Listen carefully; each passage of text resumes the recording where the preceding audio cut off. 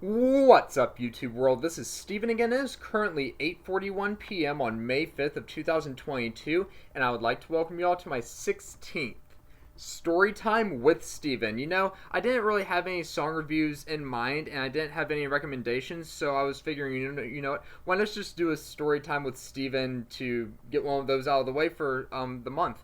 So here we go, and this is going to be about why I set my standards so high for myself. And I think the main reason is because I had a very, very verbally abusive grandmother. And I want to get this very clear. This was my dad's mom, not my mom's mom. My mom's mom, nicest person you would ever meet. My dad's mom, spawn of the devil. And it was like nothing I did was ever good enough for her. And I remember once I told her that this was when I was in elementary school. I told her I got a B in reading, and she told me, "So you still can't read?" And I told her, "No, I got a B." I was saying maybe she thought I said D, so I enunciated, and she said, "Exactly. So you still can't read?" This was the type of grandmother that I had, my dad's mom. She also called my sister fat once. She's not fat, by the way. She called a couple of my other cousins ill-behaved little bastards. And she was a few seconds away from smacking me one time.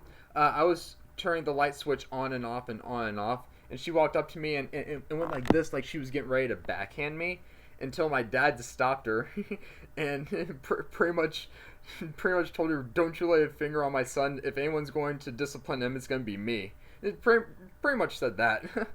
And yeah, this is the reason why I set my standards so very high, where to the point when I was in college, like she was dead at that time my freshman year of college she died, but it got to the point where I got pissed off if I got an A minus, and it was just like her I guess verbal abuse changed my way of thinking that if it's not perfect, it's not good enough. And that's why I set my standards so high, because of her, I think. And it got to the point where it's like, okay, gotta be a top performer, gotta be the best in my class, gotta be the best out of my coworkers. And this is a new environment for me while I'm at my new job. I've been there for about 2 months right now, and I think I'm one of the worst performers, so it's kind of something that I gotta get used to because it's very production based. So it's like, I gotta get a good percentage and a good quantity of submissions done. And yeah, it also, like I said, it changed my way of thinking, where if it's not perfect in my standards, it's not good enough for me. But other people, their standards might be different, and it might be good enough for them, and what I do might be good enough for them, but it's not good enough for me, unless if it's perfect or damn near perfect. And it also, like, it really, really took a toll on my self-confidence. Uh, what she would always say to me, and my standards as well, because like I said, it's always an invitation for discouragement, disappointment, and frustration. Because like I said, if it's not perfect or damn near it, it's not good enough.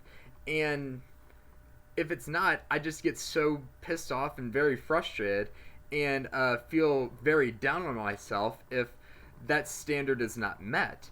And I think this is what also took a toll on my confidence as well, my self confidence and my self esteem, because my standards are so high, and if I don't meet them, it just discourages me and takes a huge toll on my self confidence and my self esteem. And this is why I also don't ask many girls out, because of fear of rejection. I always want it to end up on a high and not like a low.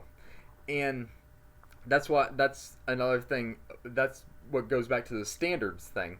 I also have standards, pretty high standards, and it's I know what I want in someone. That's why I also don't ask many people out. I also don't ask many people out just because of fear of rejection, honestly, because like I said before, my standards are so high, and I don't want to get rejected because it's going to feel like I failed, and it would probably feel pretty embarrassing to me. And and the thing is, I just stopped asking girls out of just because I don't want to get rejected anymore, because I feel like every single time I do it, it's just going to be no or something much, much worse.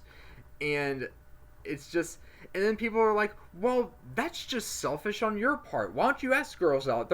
You're not even giving them a chance to reject you. Well, exactly. Why would I want to give someone a chance to reject me? I mean, that's just stupid. Like, it's like they want me to think, yay, I got rejected, good for me. No, I don't want to be like that. Like, I don't want to get rejected. I mean, my standards are so high. I hate getting rejected. I absolutely hate it. I'm not very good with it. I'm trying to get better at it, but I'm not very good with handling rejection. But I mean, to tell you the truth, who is? But that's a little backstory about why my standards are so high. Hit me up in the comment section below. Let me know what you think and what you feel about my story, and yeah, maybe what you want to see in my next story time with Stephen. But if you liked what you saw in this video, please go ahead and give it a thumbs up, hit that subscribe button, and comment below. And I'll see you guys next time with another video. This is Stephen signing out.